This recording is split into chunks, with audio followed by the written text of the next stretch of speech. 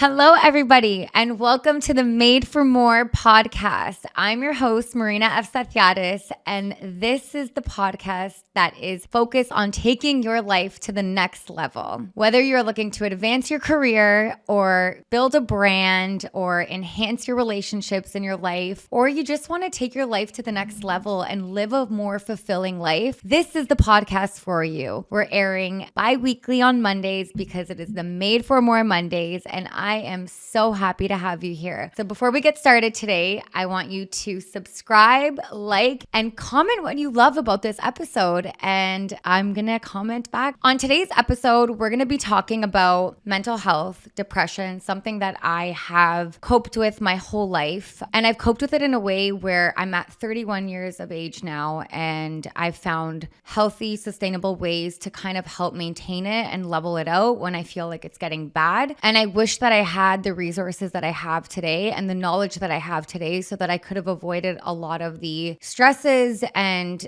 episodes that I faced as a teenager and in my 20s. So let's get started. I mean, this is going to be a little bit of a touchy topic for me. I'm probably going to have to take some breaks here and there because it makes me feel a little bit uncomfortable being vulnerable. But I definitely want to do this because if I can help one person, like I said in my last episode, if I can help one person, I have done my job here and I am happy and I'm fulfilled because that is my why. I've realized this throughout the years that I just want to help people, and that's what makes me feel the happiest, and that's when I feel the most fulfilled in my life. I know you guys all see this confident, happy girl, and that is what Instagram is very good at portraying people's lives to be. But what happens behind closed doors, it's not always that happy, confident girl. I mean, the majority of my teens and 20s, I was insecure and I didn't love myself. And that showed with the relationships that I chose to have in my life, that showed with the decisions that I made in my life, that showed with the behaviors I allowed towards me, and also the behaviors I probably projected onto other people. And throughout the years, I've tremendously grown and I've developed a lot more self-worth, and I've learned to love myself. And that is why I am who I am today. And don't get me wrong, not every day is perfect, but I am so freaking proud of the woman that I've become. And it took me a really long time to get to this point in my life. And I'm hoping that I can inspire and help other people who are kind of going through the same things to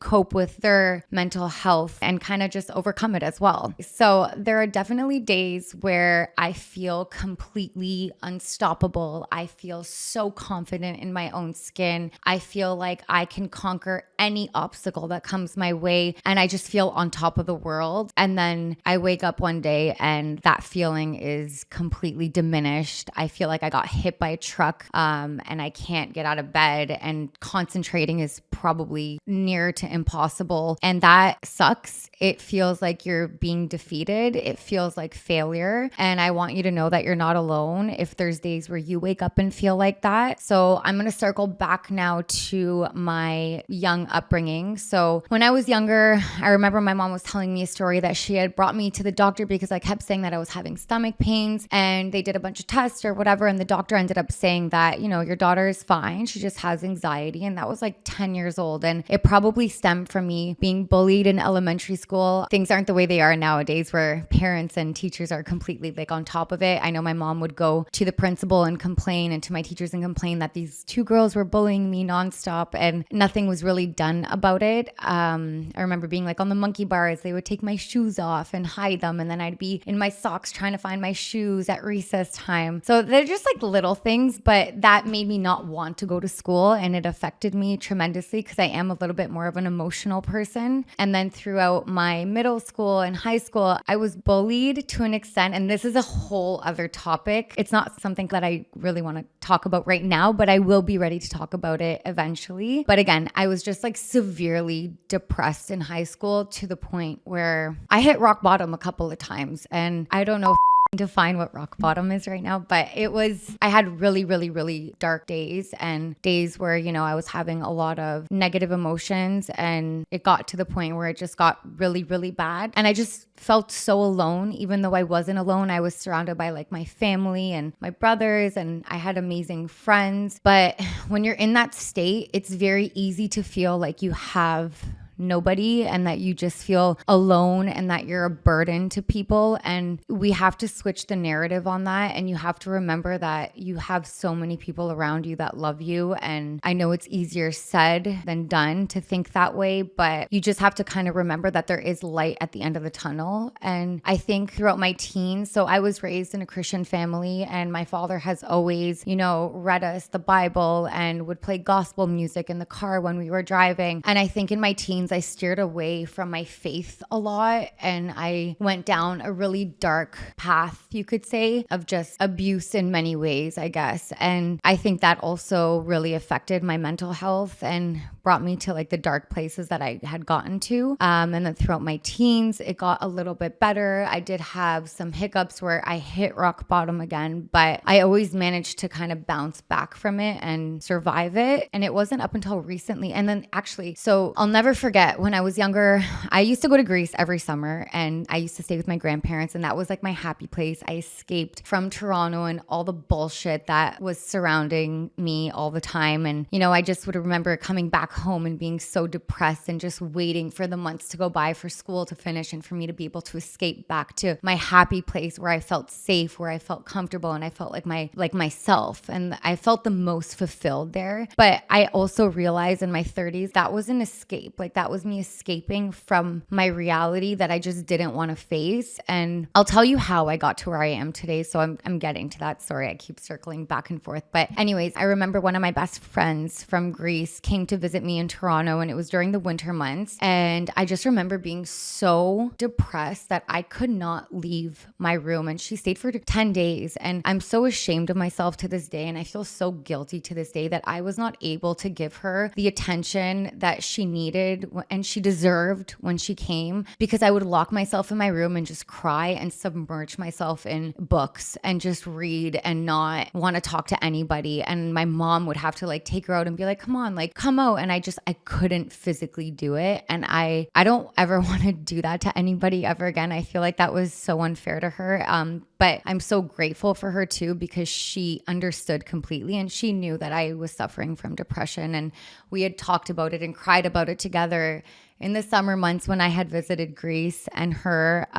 So that was like a dark time for me, and like it just kept consisting. And I think also when you're feeling stuck in your life and you're not feeling fulfilled, it could also cause depression to start. But obviously it's something that was within. I was on antidepressants. My family doctor at the time had prescribed me antidepressants, and I just remember gaining so much weight and feeling like a complete zombie on them. And my parents were just like, you know what, this is not working. Like, we don't like this. So we ended up getting a new family doctor that wasn't really like pushing medication on me and tried a more natural approach. And it actually started working. So I'll give you the tips that I've used in my life to overcome the depression. And I've actually can proudly say that I haven't had an episode, I guess, in a year. And the reason why I had one a year ago was because I was dealing with my dad, who had a brain aneurysm, and my mom was diagnosed with breast cancer. She's in remission now. My dad is also fine after 2 surgeries, thank God. And I was also going through a breakup at the time. So all of that kind of hit me at once. And again, I found myself in a really, really, really dark place where I didn't know if I'd be able to get out of it that time. But that's when I reconnected with my faith and with God. And I started praying, and it started making me feel whole again. And I felt strength, and I felt like there was hope in life. And that's when everything kind of turned around for me. So I actually, no one would know this, but I wasn't able to open anything real estate related for a good month or two. Like, I completely shut off from the real estate world because real estate reminded me of my relationship. And that was something that it really hurt me when it ended. Obviously, we're good now. If all of you who follow me know it. And it was necessary and needed. And I'm happy that it did happen because it got us to where we are today. But that's a whole other topic. I will have my partner on eventually so we can talk about some stuff. But I just remember hitting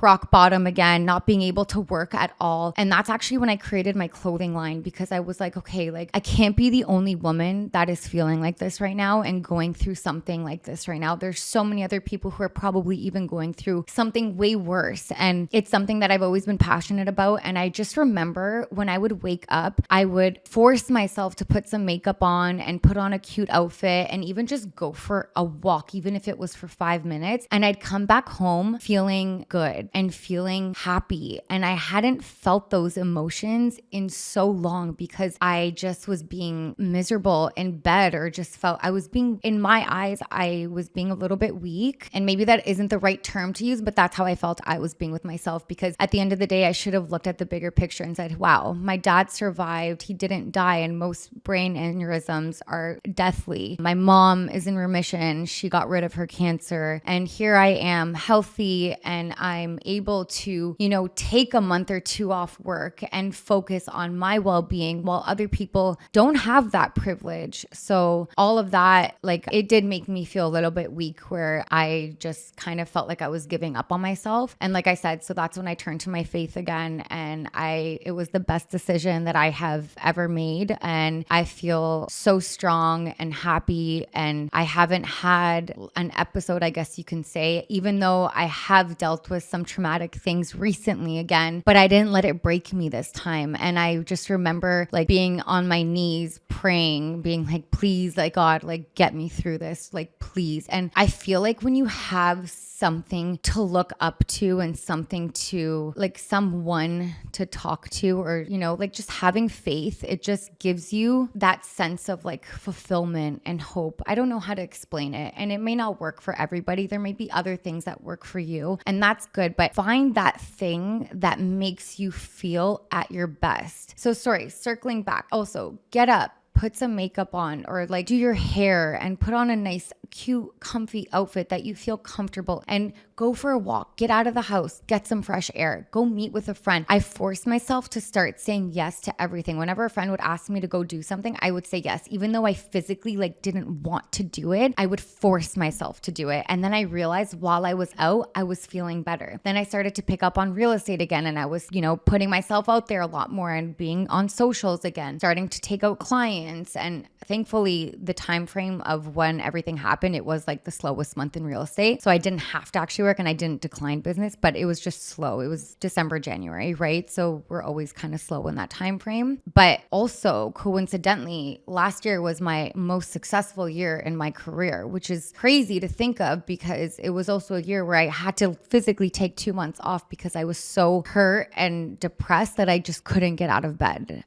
Doing this podcast even has taken me so long to do. Like, I have wanted to do this. I've wanted to do this for so long, but I've stopped myself because I question myself after, and I feel like, who would want to listen to like my stories? Like, why does anyone care what I have to say? And that comes from self-doubt, right? And we got to switch the mentality. And like I said, if this even helps one person today, I am happy and I am fulfilled, and I have done my job and exactly what I have wanted to do by doing this podcast. And I just want people to know that, like, you are not alone. You are definitely not alone. We all go through things, and hopefully, if you listen to this, you can feel like you're going through it with somebody and you're not alone. And if you're feeling that self-doubt, or if you're feeling worthless, like, shoot me a DM. I would love to, have a conversation with you. I have no problem setting up a call with you. You can book a call through my Calendly link on my bio on Instagram, because I don't think that anyone should ever feel alone at all. And it breaks my heart to think that,